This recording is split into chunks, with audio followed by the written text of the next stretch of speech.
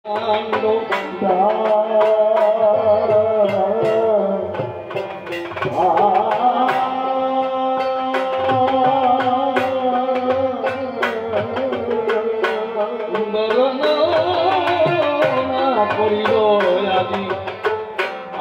লঙ্কা কান্দ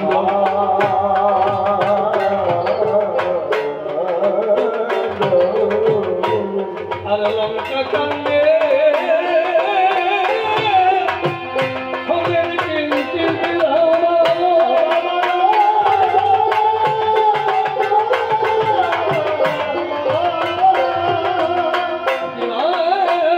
লক্ষণের শক্তিশীল হয়েছিল মোচন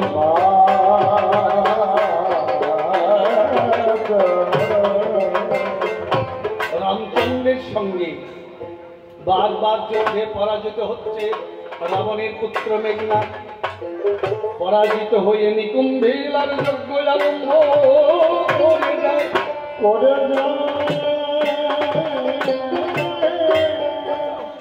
বিভীষণ জানতে পেয়ে রামের কাছে কেঁদে কেঁদে কয়, প্রভু গো, এই মেঘনাদ যদি একবার যজ্ঞ শেষ করতে পারে এই জগতের ভিতরে কেউ করতে পারবে না নিধন। ও যে ব্রহ্মাদেবের বর আছে, তবে একটা জায়গায় ফাটাও আছে। ব্রহ্মাদেব যেদিন বর দেয় সেই দিন বলেছিল, ওরে মেঘনাদ, নিকুম্ভীলার যজ্ঞ করে যুদ্ধে গেলে দেবতা গন্ধর্ব কেউ করতে পারবে না নিধন। কিন্তু নর দানব থেকে থেকো একটু সাবধান। নর দানব থেকে সাবধান থাকতে বলেছে। তাই নর রূপে তুমি রামনারায়ণ, আর বানর সৈন্যগণ মোদের দলে আছে অগণ।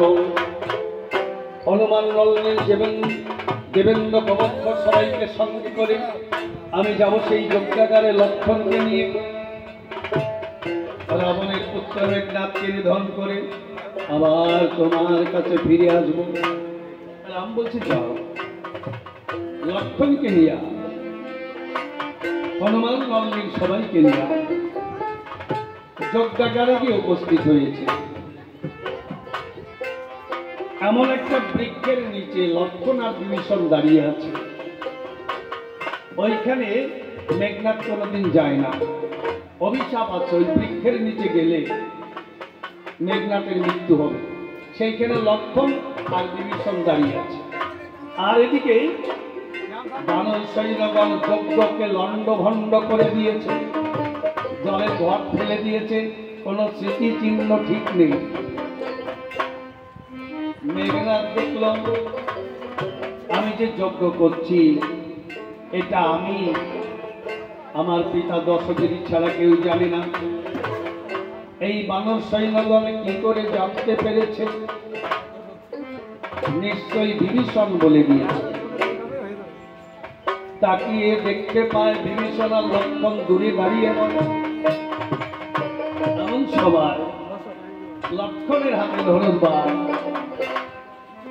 মেঘনাদ বুঝে ফেলেছে এখনই আমার মৃত্যু হবে। আমরা জগতে যারা এসেছি সবাই একদিন চলে যাব, তবে কে কোন দিন যাব সেটা আমরা কেউ জানি না। একমাত্র সাধক যারা, তারা বলতে পারে আমি অমুক দিন চলে যাব, যাদের ইচ্ছা মৃত্যু। কিন্তু আমরা তো সাধক নই, তাই কবে যাব ঠিক নেই। মেঘনাদ বুঝে ফেলেছে আজই আমার যেতে হবে। ওই লক্ষণ বান ছেড়ে দিলেই আমার মৃত্যু হবে। তাই মারার আগে লক্ষণকে একটু গালি দিল। কি গালি? তস্কর লক্ষণ। তস্কর শব্দের অর্থ চোর। তুমি ক্ষত্রিয় হয়ে চোরের মতো ব্যবহার করছো। দেখো না, আমার হাতে ধনুর্বাণ নেই, আমাকে অস্ত্র আনতে দাও, পরে যুদ্ধ করো। মেঘনাদ যে অস্ত্র আনতে চায়, বিভীষণ বলছি ও যদি একবার অস্ত্র হাতে পায় ওকে কেউ আর মারতে পারবে না। এই নিরস্ত্র অবস্থায় মেঘনাদকে নিধন করতে হবে। তাই লক্ষণ যখন মন্ত্রপুত করে বান ছেড়ে দিল, রাবণের পুত্র মেঘনাথের মৃত্যু হয়ে গেল। কপিগণের রামজয় ধ্বনি গাইতে গাইতে যায়, সিংহাসন হতে রাবণ রাজা রাজা শনিবার পায়। কপিগণের রামজয় ধ্বনি শুনেই রাবণ ভগ্নদূতকে বলছে, ভগ্নদূত, ভগ্নদূত, কে যুদ্ধে যায় আমার বিনা অনুমতিতে? ভগ্নদূত বলছে, মহারাজ, তোমার আদেশ ভিন্ন, কেউ যুদ্ধে যাবে এমন সাহস এই লঙ্কায় রাখে না। তাহলে কপিগণের যুদ্ধের জয়ের ধ্বনি কেন গায়? ইতিমধ্যে রাবণ রাজা বিক্রম পড়ে গেছে, নরম হয়ে গেছে। কেন জানেন? আগের দিন একটা কথা মানুষে বলতো, এখন ওটা মানতেই চায় না। বিদেশে বিপাকে যদি কারো ছেলে মারা যায়, পাড়াপড়শি না জানিতে মা বাবার মনের মধ্যেই সাড়া দেয়, মা বাবার মনে সাড়া দেয়। রাবণের মনেও সাড়া দিয়েছে, নিশ্চয়ই আমার ছেলে মেঘনাথ যজ্ঞ করছে, ওইখানে কোনো অঘটন ঘটেছে। তাই ভগ্নদূতকে ডেকে বলেছে, ভগ্নদূত, তুমি দেখে এসো আমার পুত্র মেঘনাথের যজ্ঞ সমাপন হলো কিনা। মেঘনাথ গিয়ে দেখতে পায়, ভগ্নদূত গিয়ে দেখতে পায় মেঘনাথে মৃতদেহ পড়ে আছে, কিন্তু যজ্ঞ লণ্ডভণ্ড। এখন ভগ্নদূতই মেঘনাথকে জড়িয়ে ধরে কাঁদছে। কেন? এর সঙ্গে যুদ্ধে কেউ পারে না। দেবরাজ ইন্দ্রকেও যুদ্ধে পরাজয় করেছিল, ইন্দ্রকে বন্ধে করে লঙ্কায় নিয়ে এসেছিল, ইন্দ্রের সঙ্গে যুদ্ধ করে জয়লাভ করেছিল। তাই এই মেঘনাথের আর একটা নাম ছিল ইন্দ্রজিৎ। এটা হচ্ছে জাগতিক। আর আধ্যাত্মিক জগতে আমাদের প্রত্যেকটা মানব দেহের মধ্যে 10 ইন্দ্রিয় আছে। এই ইন্দ্রকে যে জয় করতে পারে তাকে জিতেন্দ্রিয় কয়, মানে ইন্দ্র জয়লাভ করেছে। সেই ইন্দ্রজিৎ আজ রণক্ষেত্রে ধোলায় পড়ে আছে। রাবণ যখন শুনবে, রাবণ হয়তো আর বাঁচবে না, তবু আমাকে বলতেই হবে। ভগ্নদূত ধীরে ধীরে রাজসভার ভিতরে প্রবেশ করেছে। রাবণও দেখলো ভগ্নদূত এলো, কিন্তু কিছু বলেনি। কেন বলেনি জানেন? সবাই বোঝেন, দুঃসংবাদটা, খারাপ খবরটা সহজে কেউ বলতে চায় না, ওটা চেপেই রাখতে চায়। ভগ্নদূত তাই করল।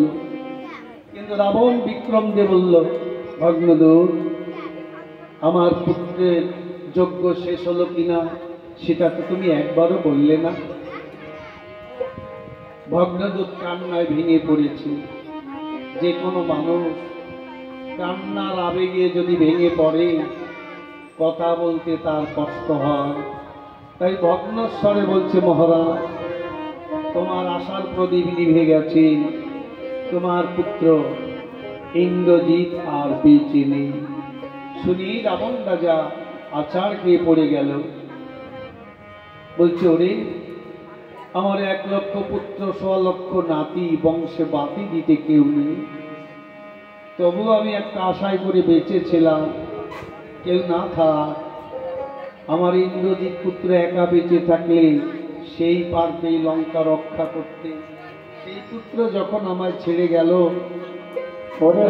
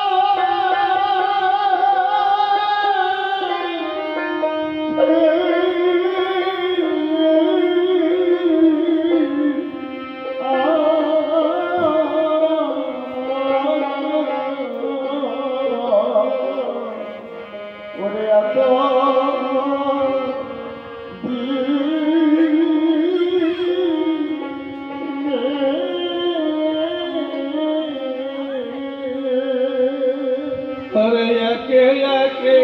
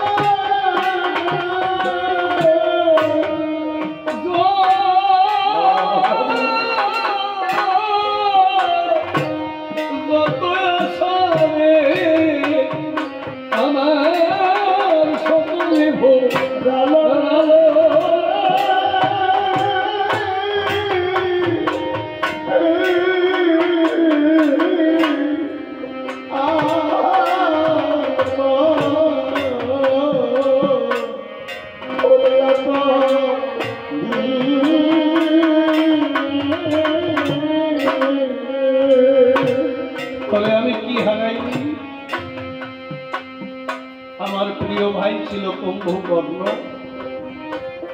আমি ভুল করে তাকে অকালে জাগিয়েছিলাম। আমি জানতেন অকালে জাগালে সে আর বাঁচে না। আমি ঢাক ঢোল পিটিয়ে জাগিয়েছিলাম। সেই ভাই আমায় ফেলে চলে গেল।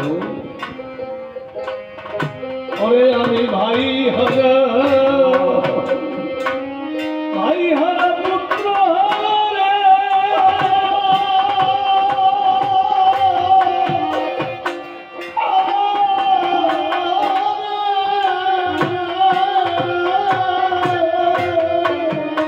ওরে আমি করব দেশে যাব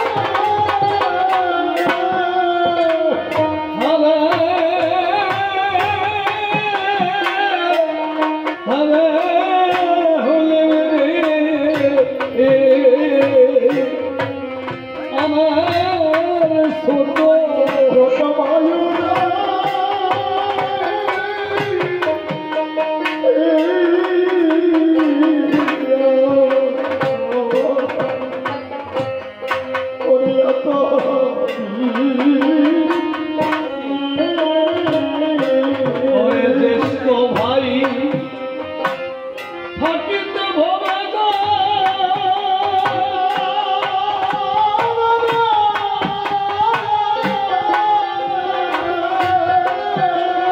এইভাবে মনে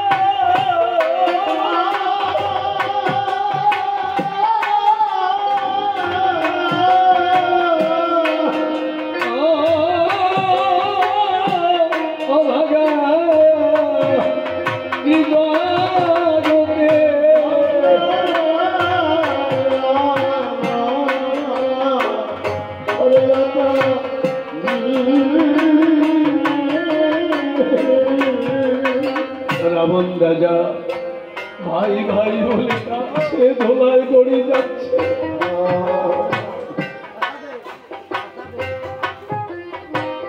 ভাই ভাই বলে কাছে ধোলায় গড়ি যাচ্ছে। এমন সময় ছুটে এলো রানী মন্দাদরী। মন্দাদরী দিকে বলছে, রাজা তুমি ভাই হারিয়েছ এটাও সত্য, তুমি ভাই হারার যন্ত্রণা পেয়েছ সেটাও সত্য, কিন্তু একটিবার ভেবে দেখো রাজা, এই জগতে যারা নারী কুলে জন্ম নেয়, নারী জীবনে দুঃখ বেদনা নেই এমন কোন নারী পাওয়া যায় না। প্রত্যেকটা নারীর মনে দুঃখ জ্বালা থাকে, সব দুঃখ জ্বালা ভুলে যায় সন্তানের মুখের মাদা শুনে। 1 লক্ষ পুত্র আমায় মা বলে ডেকেছে, আজ মা বলে ডাকবার মতো আমার আর কেউ রইল না রাজা। আমায় মা বলিয়ে ডাকিতে বলে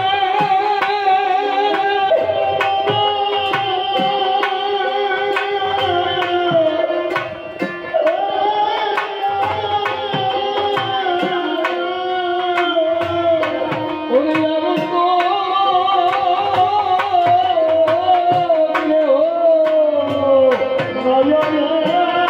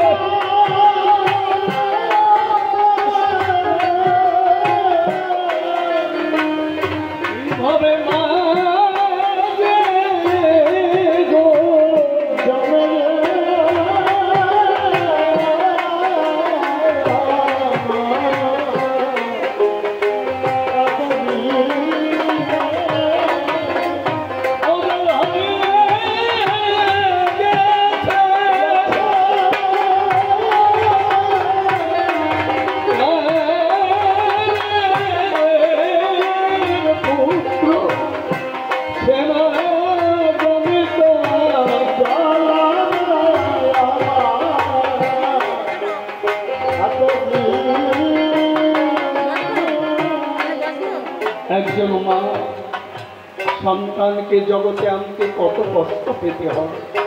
10 মাস 10 দিন বের হয়ে নিয়ে বেড়ায়, খেতে পারে না, শুতে পারে না, প্রসবের কালে কত যন্ত্রণা পায়। সারা রাত্রি জেগে জেগে সন্তানের ভিজে কাপড় ভিজে কাঁথা পরিবর্তন করে দিতে হয়। এত কষ্ট করে সন্তান মানুষ করে, সব দুঃখ ভুলে যায় সন্তানের মুখে যখন মা ডাক শুনতে পায়। আর সেই সন্তান যদি জন্মের মতো হারিয়ে যায়, তখন যে মায়ের বুকে কি জ্বালা, মা ছাড়া আর কেউ জানে না। তাই রাজা গিয়ে চলে বলছে, রানী, একজন মায়ের বুকে পুত্র হারার এত জ্বালা আমি আগে জানতেন না। তোমার পুত্র চলে গেছে, আমি তো ফিরিয়ে দিতে পারবো না, তবে একটা জিনিস পারবো, ওই সীতাকে নিধন করে আমার মনের জ্বালা নির্ধারিত করব। ওই সীতার জন্যে আমার সোনার লঙ্কা শ্মশান হয়ে গেছে।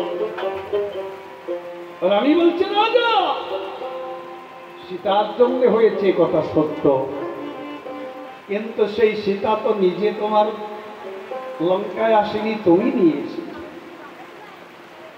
তুমি সীতাকে আনতে না, যদি সীতাকে চিনতে পারতে আর রামকেও যদি চিনতে পারতে, তাহলে তুমি কোনোদিন চুরি করে আনতে না।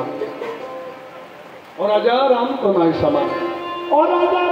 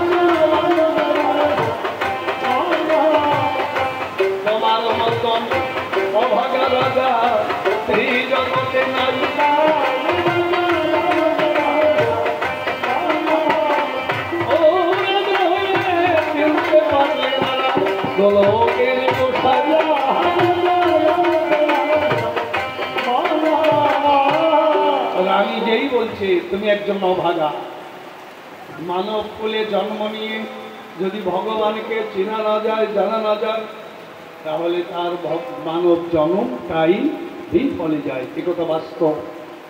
এই জন্মটা ভজনযোগ্য দেহ নিয়ে, আমাদের মানব জন্ম ভজনের শ্রেষ্ঠ জন্ম। এই জন্ম পেয়ে যদি শুধু ভালো খাবো, ভালো করবো, ভালো থাকবো, এই চিন্তা করার জন্যই জন্ম নয়। এটা ভজনযোগ্য দেহ, ভজনের জন্য এসেছি। সেইটা যদি না করা হয়, তাহলে তার জন্ম বিফলে। রাজা বলছে, রানী, বোধে না নারী তুমি রানী মন্দাদরী, তুমি কি জানাবে বোঝাবে রাম, আমি আগেই জানি রাম গোলকের হরি। কেমন হলো? রাজা বলছে, রাম যে গোলকের হরি, সীতা গোলকেশ্বরী, এ কথা অনেক আগেই জানা যায়। কেউ যদি জানে এই ব্যক্তি ভগবান, তার সাথে যুদ্ধ করে, ভগবানের সাথে মারামারি করে, ভগবানকে ভক্তি করে, পূজা করে, সেবা করে। তাই রানীর মনে একটু সন্দেহ এলো। এই রাজা নিজেই এগিয়ে বলল, তোমরা এই জগতে সবাই জানো সীতাকে আমি মেয়ের বয়সী কেন চুরি করে এনেছি। দুষ্ট মনে সীতাকে করে নাই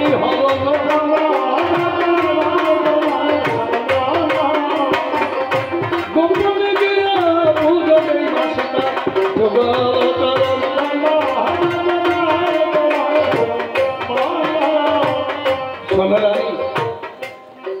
আমি মা সীতাকে চুরি করে এনেছি।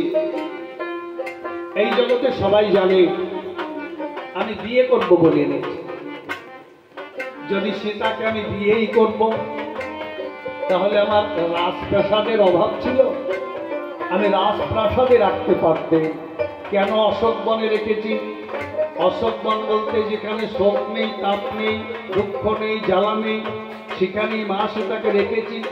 মা সীতা যাতে ভগবানকে এক মনে এক চিত্তে ডাকতে পারে, তাই আমি অশোক বনে রেখেছি। তবে মা সীতাকে, তবে আমি এই কাজটা কেন করি?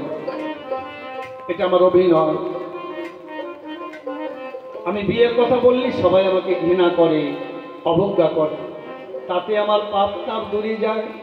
কেউ যদি কাউকে নিন্দা করে, তাহলে সেই নিন্দা করার ব্যক্তির পাপ চলে যায়, যে নিন্দা করে তার মধ্যে পাপ চাপে। এটাই শাস্ত্রের বিধান। আমি একটা ভুল করে বসলাম, হয়তো তখন বলবে গান মশাই এত গান গেয়ে বেড়া এত ভালো কথা কয়, সে একটা ভুল কাজ করেছে। এই যে বলবে আমার পাপ তাপ, এটাই শাস্ত্রের বিধান। এই জন্য যে কোনো মানুষের মধ্যে একটা গুণ আছে, যত বড় নিকৃষ্ট লোক হোক, যত বড় খারাপ লোক হোক, তার মধ্যে একটা গুণ আছে, সেই গুণটা বলা হচ্ছে সাধুর প্রিয়। এই জন্য সুখদেব ব্রহ্মচারী বলেছেন, কারো ভুল ধরতে যেও না, নিজের ভুল নিজে ধরিবার চেষ্টা করো, তবেই তোমার মানব জন্ম ধন্য হবে। আমাকে এই করেছে মানসি করে নাকি? ও বললে তোমার মধ্যে ভাব যাবে, কেন বলতে যাবে? তবে মা সীতাকে যে আমি পূজা দেই কেউ জানে না, একজন জানে, কে জানো? লক্ষণ। কি করে লক্ষণ দেখেছিল? একদিন গভীর নিশীতে আমি অশোক বনেতে যাই, এদিকে লক্ষণ আমাকে দেখেই ভেবেছে মাকে অত্যাচার করতে যাচ্ছে। এই রাত্রিবেলা একটা অসহায় নারী একা আছে, তার কাছে পুরুষ কি লোভে যায়, নিশ্চয়ই কামচরিতার্থ করবে। এদিকে লক্ষণ বৃক্ষের আড়ালে ধনুর্বাণ ধরে দাঁড়িয়ে আছে। আমার মায়ের প্রতি কোনো দৃষ্টি দিলেই আমি ধনুর্বাণ দিয়ে রাবণকে শেষ করব। কিন্তু লক্ষণ দেখলো তার কিছুই নয়, কিছু ফুল নিয়ে দূর থেকে মা সে তার চরণে দিচ্ছে রাবণ। মা সীতা বলছে, রাবণ তুমি ফুল আমার চরণে দিচ্ছ কেন? দূর থেকে দিচ্ছ কেন? আমার কাছে এসে দাও। না, আমার এই পা হাত দিয়ে তোমাকে স্পর্শন করব, এই দূর থেকে দিচ্ছি। মাগো, তোমাকে একটু কষ্ট দিচ্ছি কেন জানো? তোমাকে কষ্ট না দিলে আমি যে মুক্তি পাবো না। আমি সাধনবিহীন, ভক্তিহীন, আমার ডাকে রাম কোনদিন আসবে না।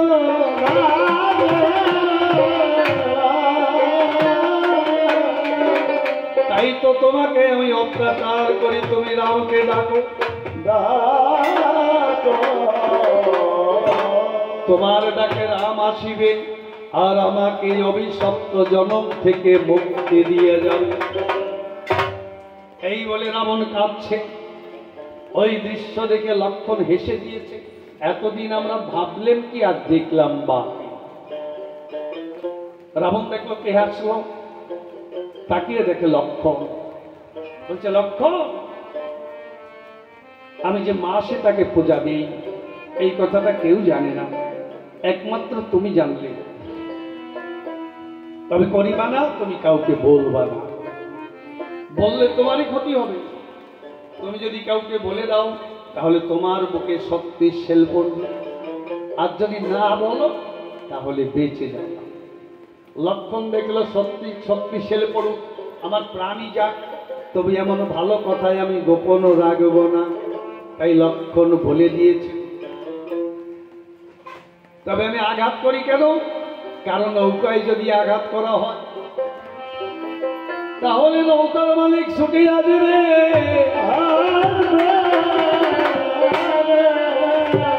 মাসিটাই আমার পারের তরি, সেই তরিতে যদি আঘাত করি রাম পারের কান্ডারি অমনি ছুটে এসে দিবে দর্শন। মাসিটাকে এনে বেঁধে রেখেছি অভব পারের ভেলা,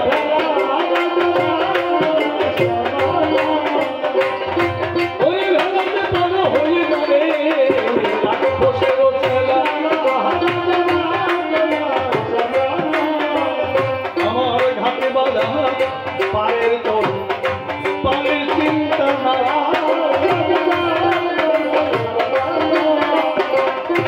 ওই নদীতে পার হয়ে যাবে রাক্ষস সভায়। ভগীরথ গঙ্গা এনেছিল তার বংশ উদ্ধারিতে, ওই আমার বংশ উদ্ধারিতে এনেছিলাম এর শীতে। রানী বলছে ছোট্ট একটা কথা না বলে পারছি না। ভগীরথ তার সাগর বংশকে কালসূত্র মহানরক থেকে মুক্তি দেওয়ার জন্য গঙ্গাকে মর্তে এনেছিল। সে এনেছিল সাধনা করে, আর তুমি এনেছ চুরি করে। এই চুরিতে যে পাপ হয়, রানীর কথা শুনে রাজা বলছে চুরিতে পাপ হয়, এ কথা আমিও জানি। তবে শোনো রানী, কোন চুরিতে পাপ হয়? যে চুরি করলে মানুষের ক্ষতি হয়, অনিষ্ট হয়, সর্বনাশ হয়, সেই চুরিতে পাপ হয়। আর আমি যে চুরি করেছি এই চুরিতে হবে আমার মুক্তি লাভ, আমার অক্ষর বংশের মুক্তি লাভ, এই জগৎ বিশ্ববাসী সকল জীবের মুক্তি লাভ। আমার চুরিতে নাই কোনো পাপ, কোনদিন পাপ হয়।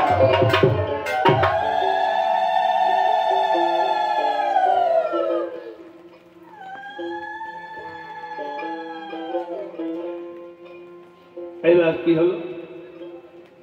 রানী বলছে, রাজা বলছে রানী তুমি আমাকে অভাগা বলে গালি দিয়েছিলে, আমি বড় কষ্ট পেয়েছি দিলে। আমার মতো ভাগ্যবান কে আছে এই ভূমণ্ডলে? কে আছে বলতে পারে? কেন আমি ভাগ্যবান? আমি মরলেও লাভ, বাঁচলেও লাভ। আর আমি ভাগ্যবান কেন? তুমি বললে রাম ভগবান, পূর্ণ ব্রহ্ম ভগবান, সীতা সেই গোলকের ধন। তাহলে এই ভগবানকে কি সবাই সহজে পায়? কত যোগী ঋষিরা যুগ যুগ করে সাধনা করে কেউ পায়, কেউ পায় না। সেই ভগবান কোথায়? আমার অশোক বনে বদলি জগৎ লক্ষ্মী দ্বারেরা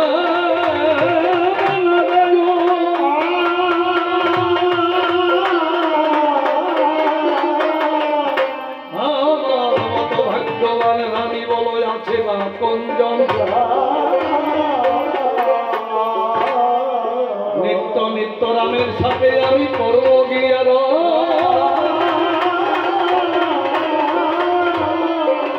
রামের বানে মরি যদি যাব বৈকুণ্ঠ ভুবন। আমি মরলেও লাভ, বাঁচলেও লাভ। মরলে কিসে লাভ? রাম ছাড়া কেউ জগতে আমায় মারতে পারবে না। রামের বানে যারা যারাই মরবে তারা বিনা সাধনায় বৈকুণ্ঠে যাবে। আর যদি আমি না মরে বেঁচে থাকি তাহলে এই ভগবানের ভুবন ভোলানো রূপখানা নিত্য নিত্য দর্শন পাই। কোটি সত্য সুমন্ত কান্তি সেই ভগবানের রূপে নিত্য নিত্য যুদ্ধ করতে দেখতে পাই। আমার মতো ভাগ্যবান জগতের বুকে কেউ নাই। রানী বলছে রাজা আজ বুঝলাম তুমি অন্তর জগতে রাম ভক্ত, বহির জগতে তুমি রামের সাথে শত্রুতা করছো। একই অঙ্গে দুটি ভাব কেন? তোমার একই দেহে দুই ভাব কেন? কারণ কি? রহস্য বলছে শোনো, আমি স্বর্গে ছিলাম জয় বিজয়ী দানী রূপে। আমরা দুই ভাই, ব্রহ্মা পুত্র সনতমণি দুর্বাসামণি দুইজন এসে বলছে আমরা নারায়ণের সাথে সাক্ষাৎ করব, দ্বার ছেড়ে দাও। আমরা ছাড়িনি। তার জন্য দুইজনে আমাকে দুই ভাইকে ব্রহ্ম শাপ দেয়। কি দেয়? তোদের দত্ত কোলে রাক্ষস কোলে জন্ম হবে, এই অভিশাপ দিয়ে চলে যায়। পরে আমরা ধরেছি নারায়ণের পায়। হে প্রভু, এই ব্রহ্ম শাপ থেকে কিসে মুক্তি হয়? বলছে মুক্তির কোনো উপায় নেই, দুটো পথ আছে। তোমরা যদি ভক্ত হয়ে জন্ম নাও 7 জন্ম পরে মুক্তি পাবে, আর যদি শত্রু হয়ে জন্ম নাও 3 জন্ম পরে মুক্তি পাবে। তাই আমরা শত্রু হয়ে জন্ম নিয়েছি। আমাদের প্রথম জন্ম কেটেছে হিরণ্যকশিপু আর হিরণ্যক্ষ দুই ভাই। দ্বিতীয় জন্ম চলছে রাবণ আর কুম্ভকর্ণ। আমরা আপন দুটি ভাই। আর আমি বলছি, তুমি বলছো আমরা দুই ভাই, কেন? তো তোমরা তো 3 ভাই। বিভীষণ বলছে ওটা আমার আপন ভাই নয়, ওটা আমাদের পালিত ভাই। অন্যান্য রামায়ণ খুঁজে পাওয়া গেছে এই বিভীষণ দশরথ রাজার ছেলে। রানী বলছে আমার সকল দুঃখ জ্বালা গেল চলে, তুমি এইবার যুদ্ধে যাত্রা করো। তাই রাবণ বলছে সারথি আমার রথ সাজিয়ে।